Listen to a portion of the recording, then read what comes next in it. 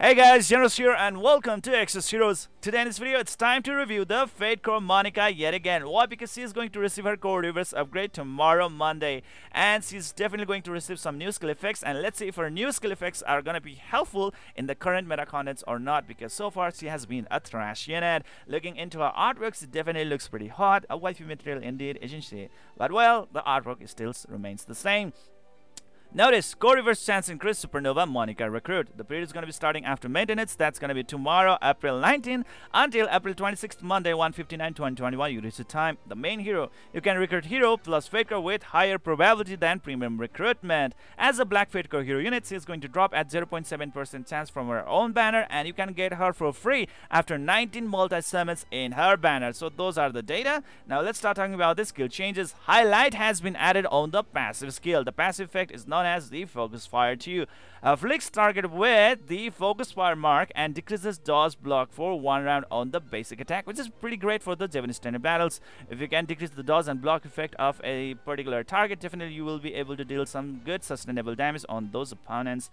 Gains mana 1 mana when a marked target dies. So extra ways of gaining mana, right? Next effect is going to be the superstar.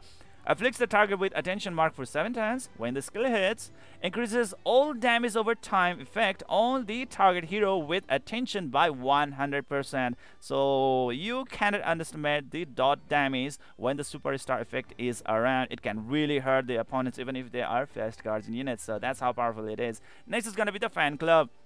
Afflicts target with anti-fan mark when attacked. Triggers double team from all living allies. Yes, every one of your allies are gonna be helping you to deal some basic damage on the opponents out there. That can be quite helpful in order to break some extra guardian stone from the opponent as well. Pretty great, huh? If the health of the enemy with anti-fan is 30% or lower, that's a very good margin, guys. 30%, pretty good. Once every 7 turns as well. So that is pretty awesome. Being able to deal some extra heavy damage on the opponent is really good, guys, because if all of your allies are gonna go like ganging up on a single target, it's really a good damage, isn't it? Next is gonna be the highlight buff effect, guys. Increases on attack by 50% for 8 turns if an enemy with status effect dies. And guess what, guys? Her active skills are now going to receive new status effect. So that is so good. So definitely she will be able to help herself being able to improve the attack stats of her own by 50% for freaking 8 turns. So I would say that's going to be really helpful. This is a DPS unit, a chaos type unit. She has an attack speed of 110 points, and definitely it's going to be quite helpful, guys. Next is going to be the first active skill. Let's start talking about it. The name is Own the Stage. Okay, 2 mana is required, and after effect, guys, single target deals 187% damage to one enemy. Thanks to the 2 mana effect, definitely she will be able to deal some good signature force damage as well. She belongs to North 1 Frosty team, so her signature force damage is gonna be the dark element type, right? Over time effect afflicts the target with frostbite, dealing 82% damage every turn for 3 turns. Thanks to the superstar effect, definitely even her overtime damage will hurt a lot. Don't go into the numbers like 82%. It can really go up real good under the superstar effect. Status effect, guys, afflicts the target with silence for 4 turns. And thanks to her new passive effect known as the highlight, she will be able to boost her own attack by 50% if that target with the silence actually dies. Okay, so that is so good, isn't it? So boom, there we go. And in the Devastator battle, definitely the silence effect is really helpful as well, because if a target is silenced, they will not be able to use those skills that cost mana, or let's say those active skills of theirs. Okay, but like for example, she has an attack speed of 110 speed, right? So definitely it's pretty fast. You can totally silence down those opponents. That can be really big problem, like let's say Schmidt, like let's say Fate Core Jeon, right? And so on and on. Those units can actually wipe out your team in an instant if they can use their active skills. But what if you can just make them unable to use their active skills, and that can be quite helpful. All right. That's so good, isn't it? Now let's start talking about the second active skill out here. Required mana 4 mana, so definitely a lot of signature force damage will be in effect out here, guys. All right. After effect, single target damage, so that's gonna be a lot of damage out there. Deals 525% piercing damage to one enemy. All right. A status effect afflicts target with silence for 6 turns as well. Wow, there we go. Both of our skills now can trigger the silence effect, and definitely it will be harder for those targets who are inflicted by the silence to use their active skills, and they can be rendered quite useless, because if they are only able to use their basic attack, that's gonna be no problem at all to handle. All right, and definitely it can provide a lot of advantage to you guys, so you can be pretty strategic when you are using her in the battle in order to silence those opponents, though, which could actually be quite problematic in the near future, right? So yeah, there we go, guys. And now the main question stands: should you be really summoning her or not? Is this unit worth summoning and spending cess over her?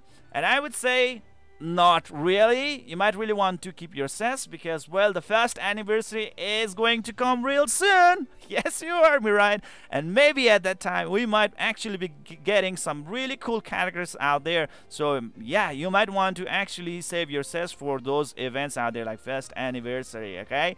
And well, the next thing is that, like, she's a black Fate Core hero unit. You can definitely get her one way or another through the Fate Core recruit ticket that you can get from the Core Raid, Quantum Raid, and so on and on. There are so many other contents out there that you can get these black Fate Core hero units without any problem at all. Okay, so yeah. And that's gonna be the reason why you are not supposed to spend your cess on the Fate Core Monica. But well, how about the effect wise? I mean, like, is she really that helpful? And I would say, like, possibly. All right, it's just that, like, there are better units right now in the North 1 Frosty team that is quite hard to substitute by our Fate Core Monica. But well, if you don't have those kind of units, like, let's say in the core we have Fate Core Shofraken and Fate Core Valentina, you must have them, right? And the next is gonna be the Fate Core Iris. I mean, like, you really need to get her.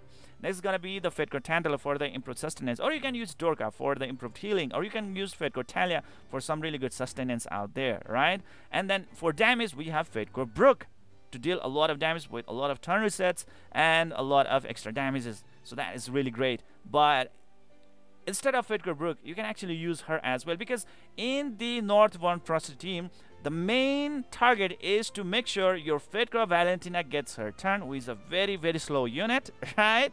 Yeah, but if you have provided that signature force upgrade, definitely she will keep on getting those extra attack speed boost, and that can be quite helpful indeed. But if that's not around, then well, definitely your Fate Core Valentina is going to be really, really slow unit with only about 30 plus attack speed points. So yeah, until that time, you really need to make sure that your Fate Core Valentina do not get nuked, do not get one shot, do not get killed, because, like, once she get her turn, she's going to burn all the mana of the opponents and make her unable to gain the mana for the next 10 turns, and that can be really, really helpful to just win the battle just like that. Okay, and for that to happen, definitely you have to sustain your team, and silence can be of really great help out there. What if you can silence those opponents that could actually be a very possible threat for your Fate Core Valentina, that could actually kill your Fate Core Valentina right away, like let's say Fate Core Jeon, or let's say Fate Core Schmidt. Like, those kind of units could actually be a really big problem, right? And if you can just take care of them with the silence effect, then guess what, guys,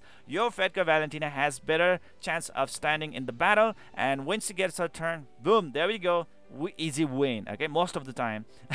So yeah, that's gonna be it. So I would say she is pretty helpful for the North 1 Frosty team. So yeah, instead of Fate Core Brook, I think there is a possibility that you can use her as well, because her damage output is gonna be pretty good.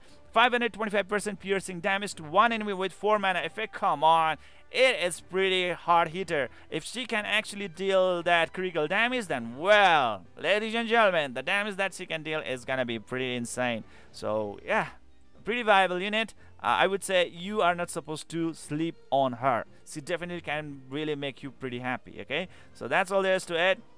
Now let's start talking about the exclusive weapon, chance increase, Crystal Stinger. Okay, looking at this exclusive weapon, there's not much to talk about it except for its aesthetic purpose. It's only for the costume effect. All right, it improves the attack of Monica by 30 points and the combat power by 3,000 points. So yeah, that's all there is to it. Not extra stuff.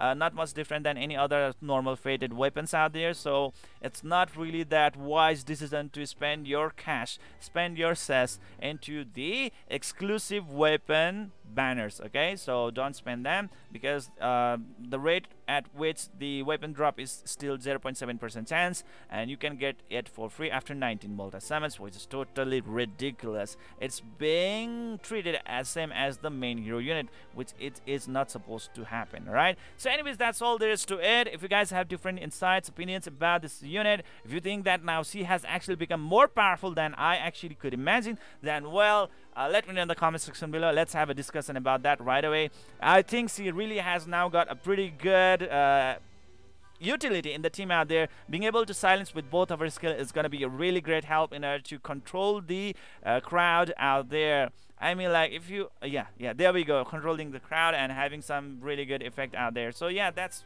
all there is to it, and see you guys in the next video.